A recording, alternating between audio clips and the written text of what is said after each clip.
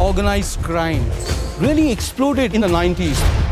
My main focus was on Dawood Ibrahim, the boss of the Mumbai organized crime syndicate, the D Company. This kind of situation became known as an encounter. The effect on organized crime in Bombay was massive. Dawood was full of anger. He wanted to send out a message. ये सोचें कि 1993 blast और एक crime branch की special squad बन गई थी. The encounter squad had a sort of official sanction. Shoot first, ask questions later. These guys become kind of rock stars. They were in competition with each other, trying to score the biggest number of hits. Who is going to decide this man is a gangster or not?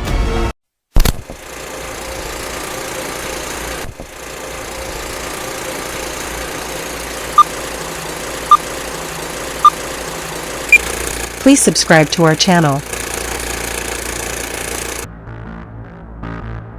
In Mumbai Mafia, Police versus the Underworld, you can follow the battle for the future of Mumbai that raged on the city's streets between police and organized crime through the 1990s.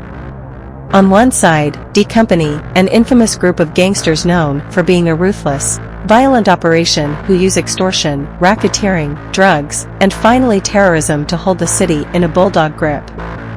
What is Mumbai Mafia, Police versus the Underworld about? Pradeep Sharma, an ex-encounter cop, narrates the story of his first encounter with pride. Over the years, he had conducted more than 100 encounters, a number that he was extremely proud of. The encounter cops came into existence with the uncontrollable rise in the number of gangsters. The gangsters were fearless, and even the threat of the police could not stop them. They were ready to shoot the cops, and they were confident that even if they were imprisoned, they had connections to get out of prison smoothly.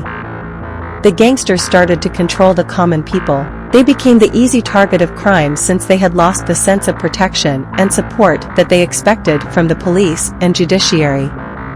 Mumbai was caught in a state of lawlessness, and there was an immediate need to bring order and control.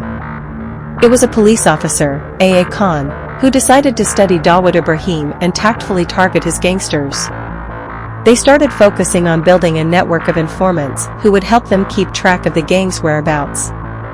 D Company was an organized criminal syndicate operated by Dawood Ibrahim. His company was involved in all sorts of illegal trade, from gambling, bootlegging, and drugs, to smuggling gold and silver. Dawood was born and raised in a middle-class household in Dongri, Mumbai.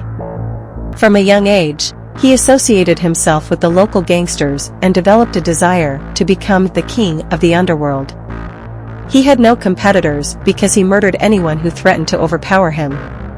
He was known as the Terror, and his presence alone could generate extreme fear. He knew that only fear could help bring people under his control. Khan formed a team with the most eligible police officers, who were unafraid of retaliation from gang members and the possibility of criminal charges. The encounter of Dilip Bua and Maya Dolas helped boost the police ego and regain the trust of the common people.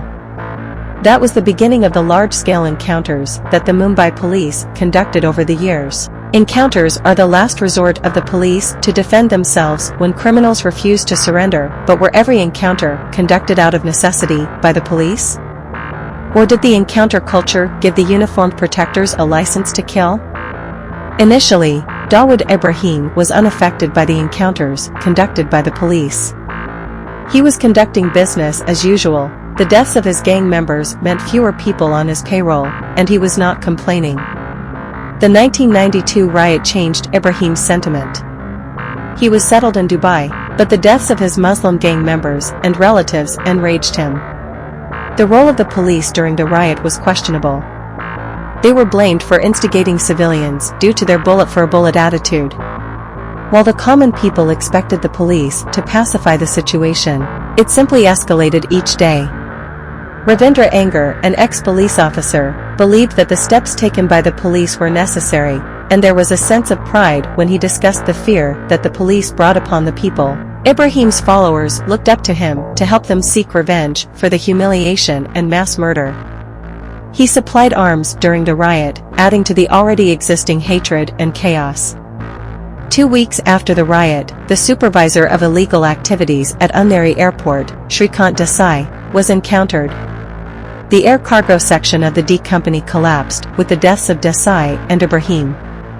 He wanted to terrorize Mumbai for daring to take a step against him and for the large-scale murder of Muslims that the country had recently witnessed. He orchestrated the Mumbai blast, a series of blasts that took the city by storm. The first bombing occurred at the Bombay Stock Exchange, which resulted in the deaths of 70 people, and gradually, the news of 12 other blasts all across Mumbai was reported. Dawood wanted Mumbai to pay attention to him. Bombing the city was his way of declaring that if anyone dared mess with him or his people, he would destroy the city. Dawood was no longer a high-profile gangster, he was a terrorist whose vengeance knew no boundaries. He had declared war on the state, and the police wanted to take action to reaffirm their power and position.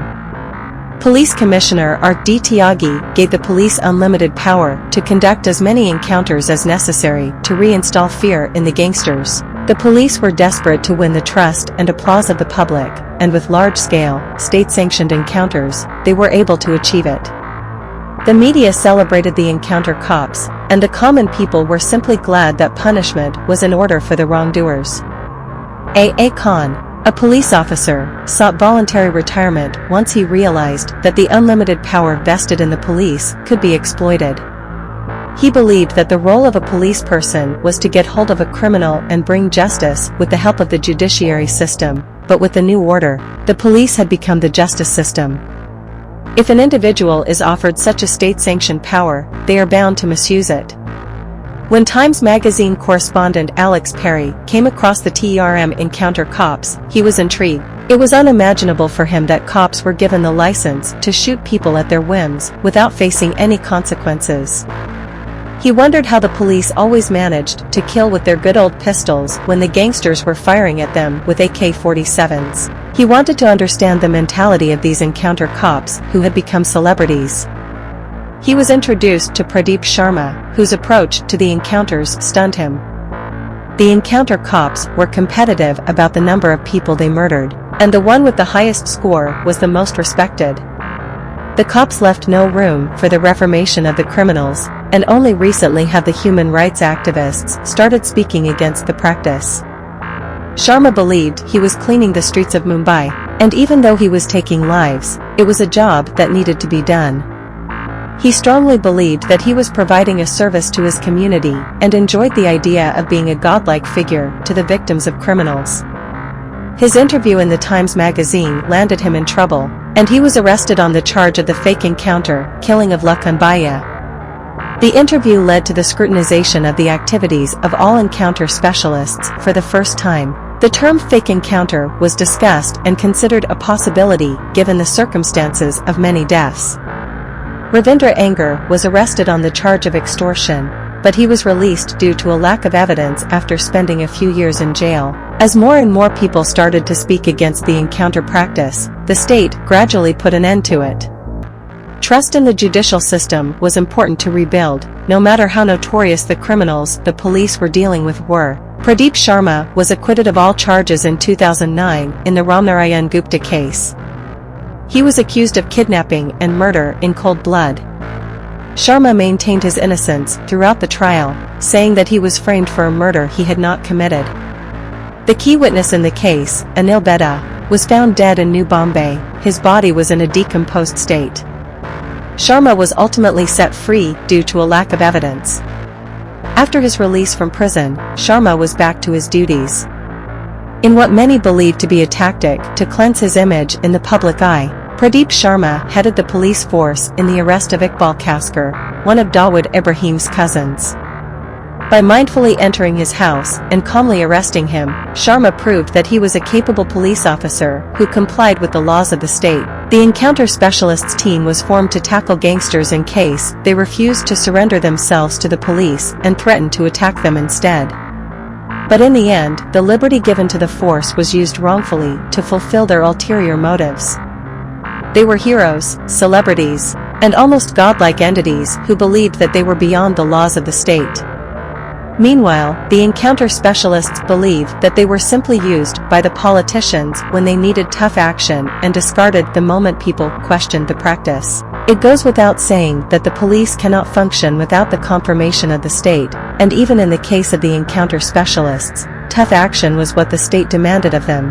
Actions against the encounter cops were only taken when people started to question the practice and disapprove of the bullet-for-bullet attitude. At the end of Mumbai Mafia documentary, we learned that Pradeep Sharma was arrested in 2021 for his alleged involvement in the murder of a businessman, Mansukh Hiren. He is currently in prison, awaiting trial. In 2018, Ravindra Anger joined the Congress Party with the aim of becoming a politician. The encounter cops are a clear example of what happens when a few individuals are given the power to make judicial decisions. So that's Mumbai Mafia, Police versus the Underworld, ending explained. I hope you like this video. Please leave a comment and subscribe to this channel. See you in another video. Bye.